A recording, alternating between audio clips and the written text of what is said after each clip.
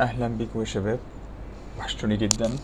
النهارده ان شاء الله هنتكلم عن درس، هو هيبقى تمرين ازاي نعمل الاعلان اللي قدامنا دوت او البانر اللي موجود. هننفذه مع بعض. كل اللي احنا هنحتاجه اللوجو بتاع سوق العصر، وكمان صورة لتلفزيون. هو عبارة عن اعلان بيتكلم عن انك خدمة جديدة بتقدمها سوق العصر لزوارها، انها بتذيع المطوشة بتاعت البطولات مباشر من على النت. تمام. في البداية عايزين نعمل الإعلان بنفس المقاسات وبنفس جودة الصورة اللي موجودة. هنبتدي مع بعض نعمل فايل نيو، ونختار المقاس بتاع الويتس بتاعي 500، والهايت 500،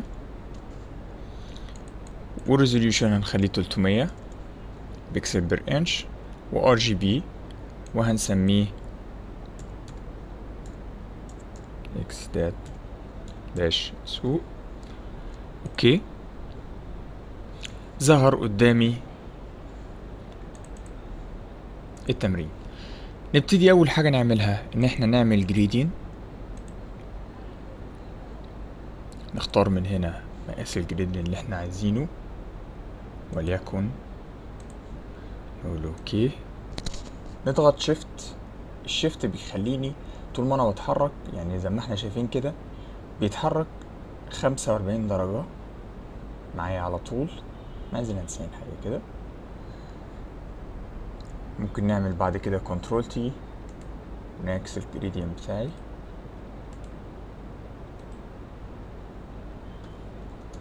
بالمنظر ده. ممكن كمان ان انا اتحكم فيه من هنا. نختار نفس اللون. اوكي، شد الجريديان معايا لتحت شوية، اعلي السكيل وانزله. بكده انا قدرت اختار واعمل جريديان تقريبا مشابه للي موجود هنا. تمام. تاني حاجة عايز اعملها هو اللوجو. هجيب اللوجو من هنا، احطه دراج في المنطقة عندي. طبعا اللوجو كبير جدا. هدوس كنترول تي اللي هي فري ترانسفورم. هضغط على في الاوبشن هنا على اللوك. دي بتعمل لوك ما بين، او بتعمل expected ratio between الويدث and height. الطول والعرض بيثبت المسافة بينهم، بحيث ان انا لو كبرت او صغرت الاتنين بيكبروا مع بعض، فيفضل محافظ على السكيل بتاع الصورة. المقاس ده كويس اوي ينفعني. هقول له اوكي، اضغطه احركه معايا. ممكن نعمله تأثير بسيط ان انا احط له دروب شادو، هيدي مظهر جميل. ولكن الدروب شادو بتاعي ممكن اخليه بزاوية 90 distance. ممكن اقلل شوية الاوبستي بتاعتي بالمنظر ده. هو موجود دروب شادو بس مش يظهر قوي، ولكن انا فعلا محتاجه كده. طيب، عايزين نعمل العلامة اللي هي خدمة جديدة ومقلوبة. نعملها ازاي؟ نيجي نسلكت ونختار مقاس كده كبير بطريقة معينة، نعمل طبقة جديدة ومنها نختار اي لون whatever. ندوس كنترول دي بيشيل السلكت من على الاوبجكت اللي انا عامل عليه سلكت. اخش بعد كده على الجريدينت مثلا اوفرلي. دي مجموعة من الجريدينت انا جايبها مسطبها عندي. برضو انت في مواقع كتير بتديك الامكانية دي، ان انت تعرف تجيب جريدينت كتير وتحطها عندك. اطلع فوق احطها. تاني حاجة عايزين نستفيد منها النهاردة، ان انا لو دوست الت وعملت دراج هيديني كوبي من نفس اللاير اللي انا كنت شغال عليه. هديله شوية اوبستي 13 كده مثلا ولا حاجة، نزودهم شوية الاوبستي معلش 24.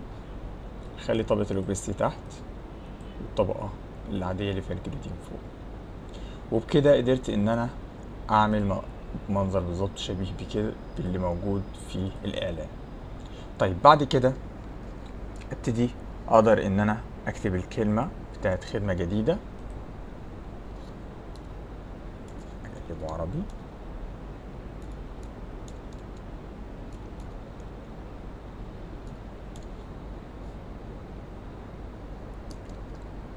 اقدر اختار الخط،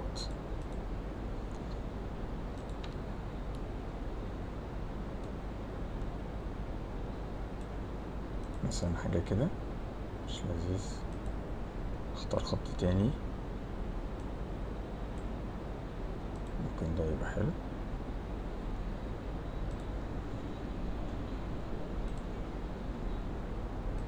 اوكي، قررت ان انا اختار الخط ده، اعمل له كنترول تي والفه معايا مرة تانية فري ترانسفورم عشان يظهر في المنطقة دي.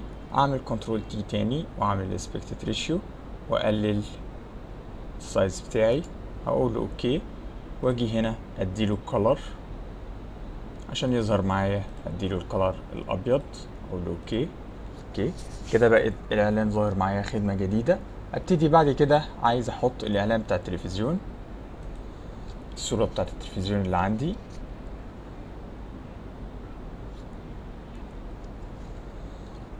اضغط بعد كده على الماجيك وان تول، هتبتدي انها تعملي سيلكت. امسح الحاجة، اسف،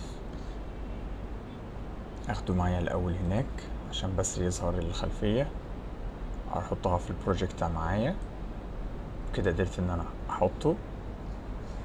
بعد كده اعمل بالماجيك وان تول وامسح كنترول دي، ظهر معايا المنظر ده. هبتدي اديله color، الكالر يا ريت يكون بنفس لون اللوجو عشان يبقى المنظر لذيذ.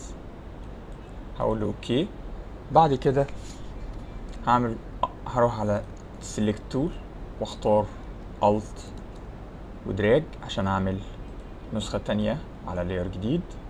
اقلل بالاسبكتد ريشيو، ادخل على الكالر اوفرلاي مرة تانية واديله اللون الابيض، اقول له اوكي. بدأ يظهر قدامي،